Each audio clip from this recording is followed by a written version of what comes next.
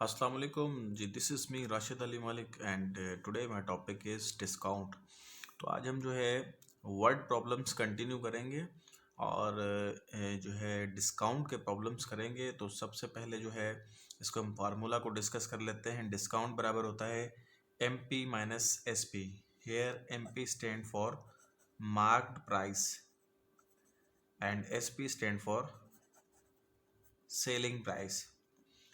अच्छा, इन दोनों के बारे में थोड़ा सा डिस्कस कर लेते हैं। मार्क्ड प्राइस उसे कहते हैं जब भी किसी शॉप के ऊपर आप जाते होंगे कोई चीज़ लेने, तो उसके ऊपर जो है एक कीमत लिख के रख दी जाती है उस चीज़ के ऊपर। ठीक है, फॉर एग्जांपल एक पेन है, इसके ऊपर कीमत लिख दी गई है कि ये 20 रुपीज़ का है, यानी कि ये हो जाएगा आपका मार्क्ड प्राइस।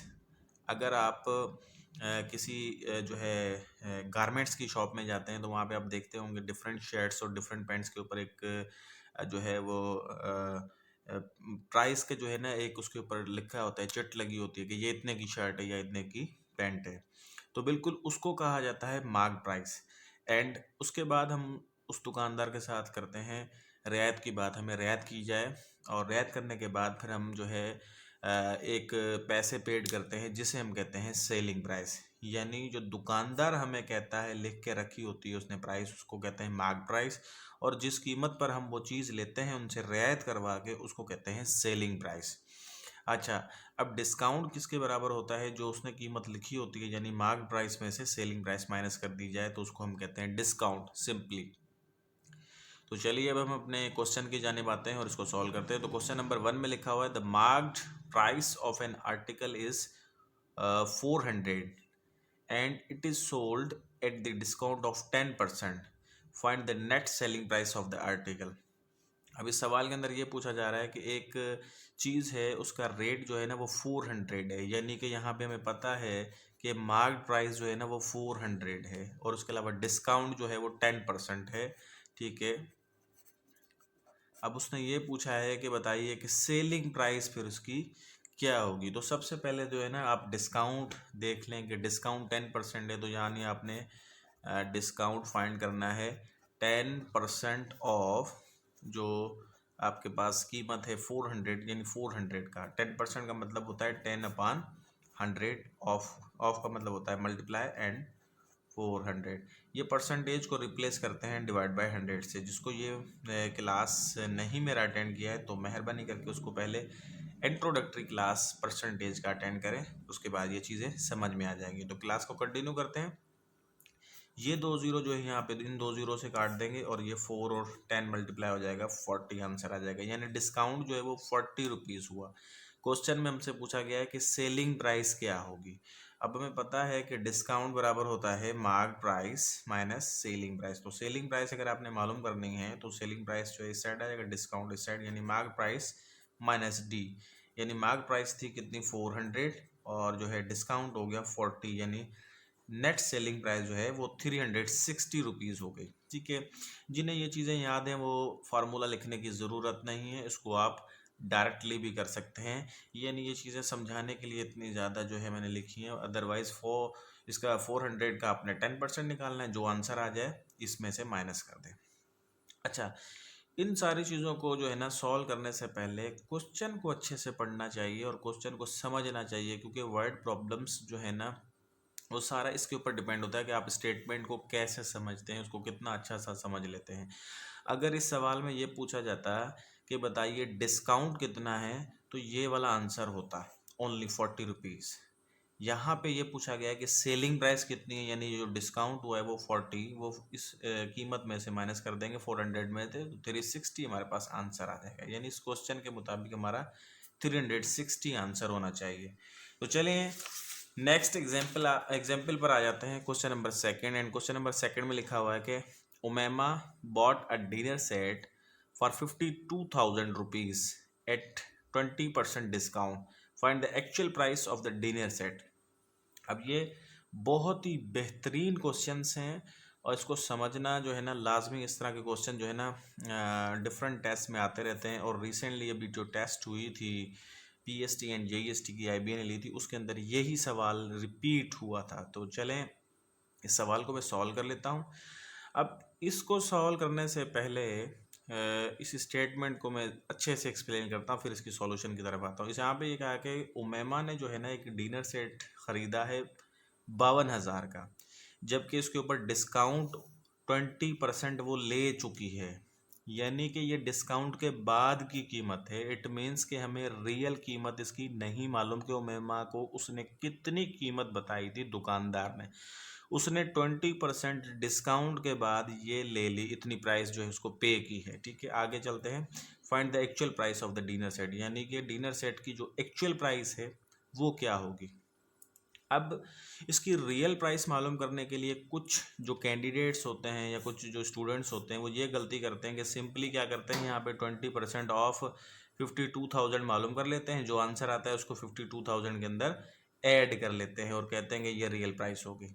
ये गलत है तरीका, ऐसा तरीका नहीं होगा। अगर किसी को ये जहन में आ रहा है कि ये ऐसे सॉल्व होगा, ये ऐसे नहीं होगा।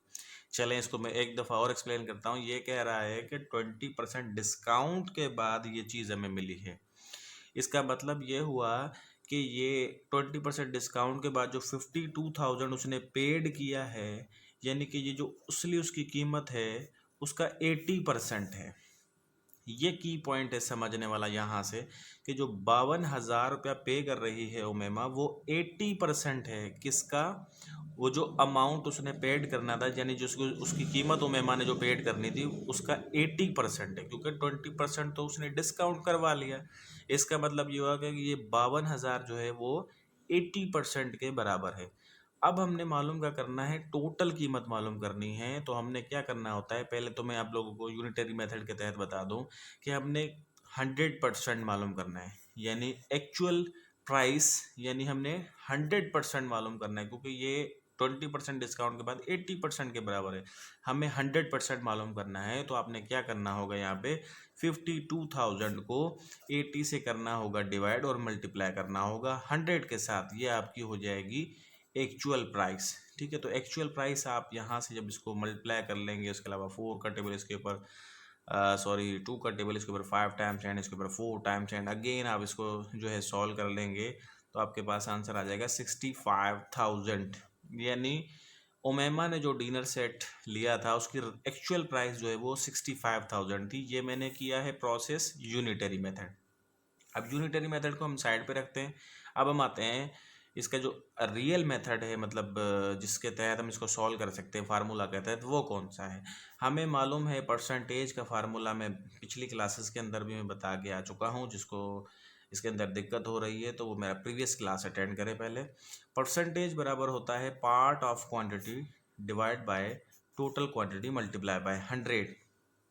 अब हमने यहाँ पे चीज़ें पुट करनी है बिल्कुल कि ये जो परसेंटेज जो है वो होगी यहाँ पे 20% इसके अंदर नज़र आ रहा है हमें। लेकिन यहाँ पे जो समझने वाली बात है ना वो यही बात है कि 52,000 जो है ना वो 80% के बराबर है, क्योंकि 20% डिस्काउंट हो चुका है। मैं बार बार इस पॉइंट को रिपीट कर रहा हूँ क्योंकि की पॉइंट यही है, समझने वाली पॉइंट यही है।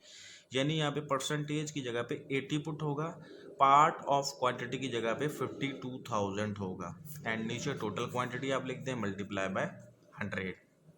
अब यहाँ पे हमने मालूम करनी है टोटल क्वांटिटी, तो टोटल क्वांटिटी को आप आगे लिख लें, 80 को जो है इसकी जगह पे लिखें। ठीक है, एंड मल्टीप्लाई बाय 100।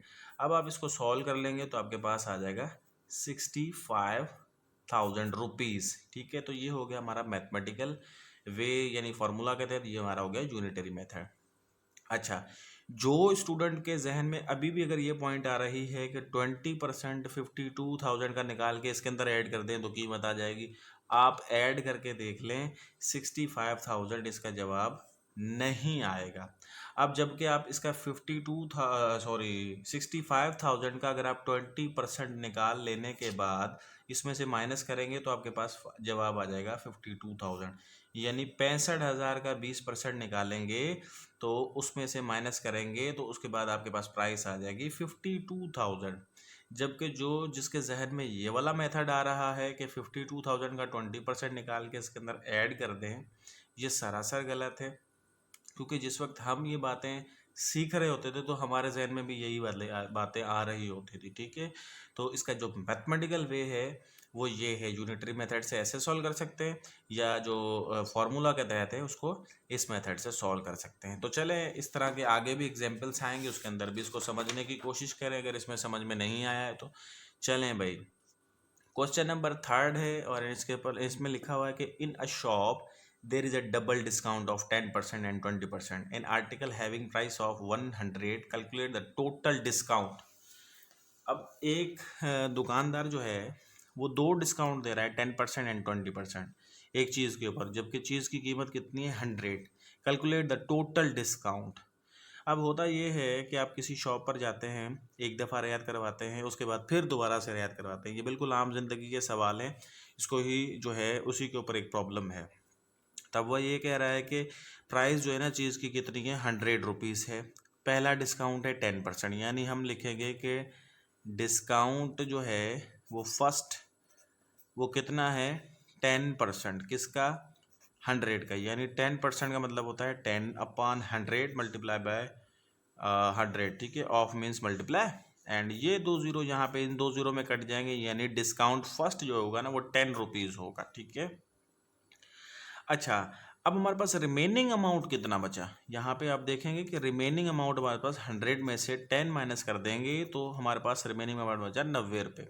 अब वो कह रहा है कि अगेन दूसरा डिस्काउंट कर रहा है वो 20 रुपीज़ का, यानी यहाँ पर हम लिखेंगे कि सेकेंड डिस्काउंट जो है वो 20% है, बट है किसका, अब 90 का। अब 100 का नहीं, क्योंकि 10% जो है वो हमने निकाल लिया और इसमें से माइनस कर दिया, 90 बचा। अब जो सेकंड डिस्काउंट है वो 90 के ऊपर कर रहा है 20%। 20% का मतलब होता है 20/100, ऑफ मीन्स मल्टीप्लाई, एंड उसके बाद 90, ठीक है। ये जीरो इस जीरो में कट जाएगा, एक जीरो ये जीरो कट गया, 2 9 जा हो गया 18, यानी जो सेकंड डिस्काउंट हुआ वो हमारे पास हुआ 18। अच्छा, अब उसने सवाल में ये पूछा है कि टोटल डिस्काउंट कितना हुआ। अब हम अगर टोटल डिस्काउंट मालूम करें तो डिस्काउंट 1 जो है वो 10 रुपीज़, डिस्काउंट 2 जो है वो 18 रुपीज़, यानी टोटल डिस्काउंट कितना हो गया, 28 रुपीज़। अब इसके अंदर अगर हमसे ये सवाल पूछा जाता कि डिस्काउंट के बाद सेलिंग प्राइस क्या होगी, तो सेलिंग प्राइस इसके अंदर क्या होनी चाहिए, 100 रुपया कीमत है और 28 जो रुपीज़ उसने डिस्काउंट कर दिया, तो सेलिंग प्राइस हो जाएगी 72 रुपीज़। लेकिन उसने सवाल हमसे ये पूछा कि टोटल डिस्काउंट कितना है, तो हमारे पास आंसर 28 आना चाहिए। लेकिन अगर यहाँ पे ही पूछा जाता सेलिंग प्राइस कितनी होगी, तो 28 को जो टोटल डिस्काउंट हमने मालूम किया है उसको आप मार्क्ड प्राइस में से माइनस कर देंगे। अच्छा, अब आते हैं, काफ़ी लोग ये समझ रहे हैं कि यहाँ पे 30 रुपीज़ आना चाहिए, क्योंकि काफ़ियों के जहन में ये सवाल आ रहा होगा कि 10% ये है, 20 ये है, तो ये तो 30% हो गया, और डायरेक्ट अगर हम इसका 30% निकाल लेंगे तो 100 का 30 आ जाएगा, जबकि ये गलत है और सरासर ऐसे नहीं होगा। इसको सॉल्व करने से लिए हमें पहले एक डिस्काउंट मालूम करना होगा, उसको माइनस करना होगा जो पहले अमाउंट में से रिमेनिंग बचेगा, ठीक है। अब जो रिमेनिंग बचेगा अगेन जो है हम उसका डिस्काउंट मालूम करेंगे। इसके अंदर की पॉइंट समझने का ये है। और जो परसेंटेज के अंदर जो वर्ड प्रॉब्लम्स के अंदर सबसे ज़्यादा कंफ्यूजिंग और सबसे ज़्यादा बेहतरीन जो है ना टॉपिक, वो डिस्काउंट वाला ही है, जो काफ़ी लोगों को कंफ्यूज करता है। और ये एकदम से नहीं आता, इसके ऊपर थोड़ी सी प्रैक्टिस की ज़रूरत होगी, और थोड़ी सी नहीं बल्कि काफ़ी प्रैक्टिस की ज़रूरत होगी, तभी जाके ये थोड़ा सा समझ में आएगा। तो चलते हैं एग्जाम्पल नंबर 4 पे। एंड एग्जाम्पल नंबर 4 में लिखा हुआ है कि the marked price of ladies purse is 1500 and it is sold at discount of 15%, find the net selling price of the purse. अब ये कह रहा है कि मार्क्ड प्राइस जो है वो पर्स की वो है 1500, उसके बाद कह रहा है कि ये डिस्काउंट 15% जो है ना वो हो रहा है इसके ऊपर, ठीक है, डिस्काउंट हो रहा है 15%। अब बताएं कि इसकी सेलिंग प्राइस क्या होगी। बिल्कुल आसान सवाल है, इसके अंदर कोई ट्रिक नहीं है, बिल्कुल आसान है। आपने क्या करना है, सिंपली डिस्काउंट मालूम करना है। डिस्काउंट है 15% ऑफ किसका है, 1500 का, ठीक है। तो 15% में यानी कि 15/100 ऑफ मीन्स मल्टीप्लाई एंड 1500 आप लिख लेंगे। तो यहाँ पे ये 2 जीरो जो है इस 2 जीरो में क्रॉस हो जाएंगे, ख़त्म हो जाएंगे। 15 को 15 से मल्टीप्लाई कर देंगे तो 220 25 आंसर आ जाएगा। ये आंसर नहीं है, सॉरी, यहाँ पे आपने मालूम किया डिस्काउंट।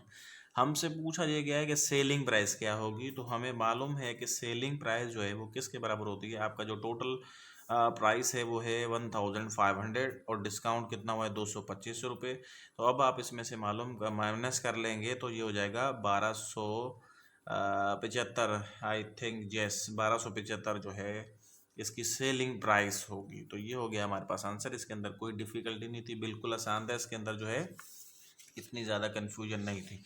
तो चले भाई एग्जाम्पल नंबर 5 पर आ जाते हैं, और एग्जाम्पल नंबर 5 के अंदर लिखा हुआ है कि a car was sold at the price of 8,75,000। एक कार जो है वो 8,75,000 की जो है बिक रही है, लेकिन डिस्काउंट के साथ। अब यहाँ पे ही पॉइंट है, यही कंफ्यूज करने वाला पॉइंट है।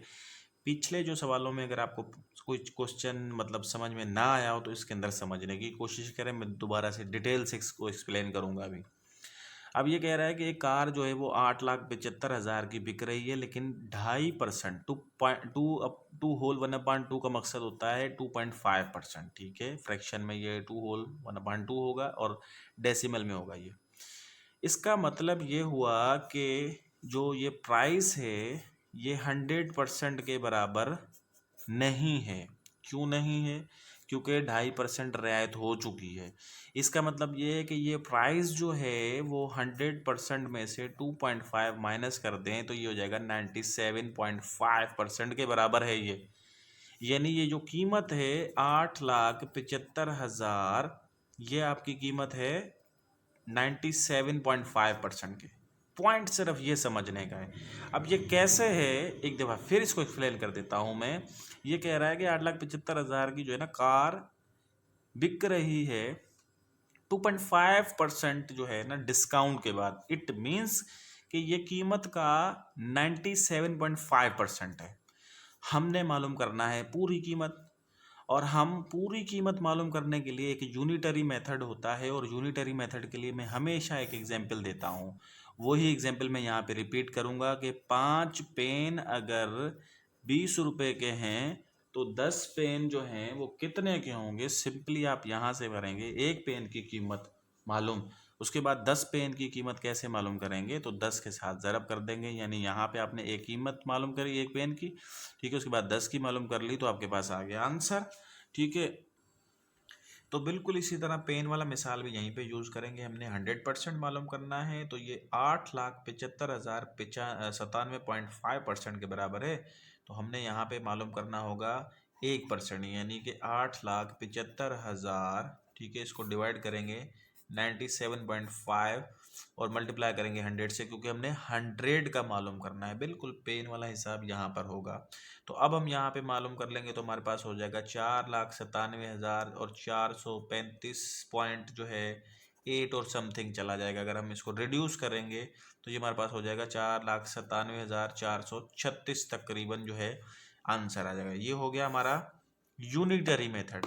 अगर हम इसको सॉल्व करना चाहें जो है उसके फार्मूला के तहत, तो फार्मूला हमारा ये है कि परसेंटेज बराबर होता है, ये फार्मूला कभी नहीं भूलना चाहिए आपको, part of quantity upon total quantity multiply by 100। Point सिर्फ समझने का ये है कि ये जो 8,75,000 कीमत है वो 97.5% के बराबर है, क्योंकि 2.5% रियायत हो चुकी है। इसका मतलब ये है कि परसेंटेज जो है ना यहाँ पे लिखेंगे 97.5%। अब यहाँ पे पार्ट ऑफ क्वांटिटी हमने हमें मालूम है कि 8 लाख जो है वो 75,000 यहाँ पे हमने लिखना है। उसके अलावा टोटल क्वांटिटी हमने मालूम करनी है, यहाँ पे TQ ही लिखेंगे और 100 फार्मूला वाला। टोटल क्वांटिटी को हम इस साइड ले आएंगे, 97.5% को जो है इस साइड ले आएंगे, तो ये हो जाएगा टोटल क्वांटिटी। यहाँ पे हो जाएगा 8,75,000 and divide by 97.5 multiply by 100। तो अब आप इसको जो है सॉल्व कर लेंगे फर्दर, तो आपके पास जो है इसको क्रॉस कर लेंगे तो आपके पास आ जाएगा 4,97,435.8 और डैश डैश आगे चलता जाएगा। तो इसको हम रिड्यूस कर लेंगे तो हमारे पास आ जाएगा 4,97,000 और उसके अलावा 435 जो है हमारे पास 36 सॉरी आंसर आ जाएगा, ठीक है। तो ये हमारे पास जो है देखें, ये यूनिटरी मेथड है, उसके अलावा ये जो है आपका फार्मूला के तहत हमने इसको सॉल्व कर लिया। तो इस तरह इसके जो है सॉल्यूशंस निकाले जा सकते हैं। तो चलें अपने नेक्स्ट एग्जाम्पल की जानिब आते हैं, और एग्जाम्पल नंबर 6 है।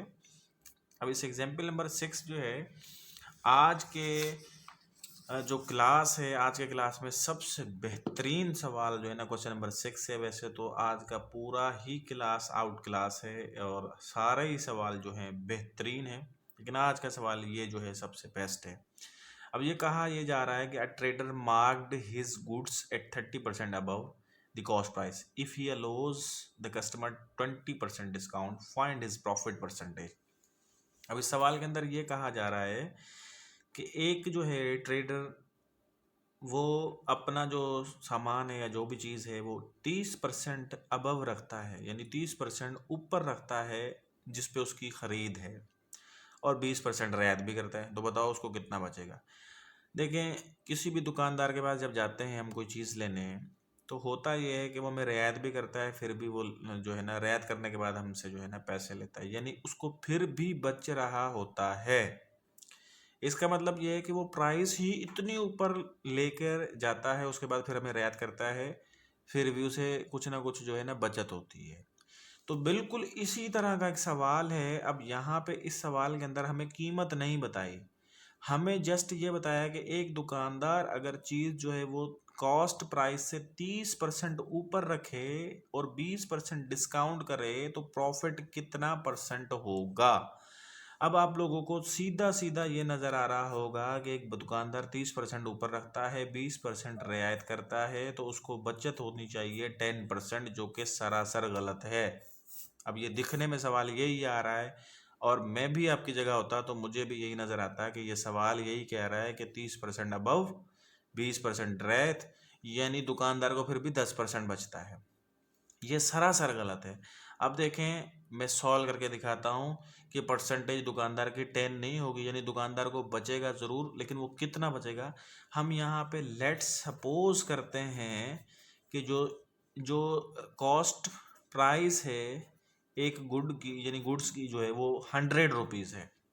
सपोज कर लेते हैं कि एक जो चीज़ है वो 100 रुपये की है, तो वो अबव जो है 30% अबव रख रहा है ना, 30% अबव, यानी कि 100 रुपये वाली की जो है कीमत वो कितनी रखेगा, 130 हो जाएगी, क्योंकि 100 का 30% तो जो है ना वो 30 ही होता है।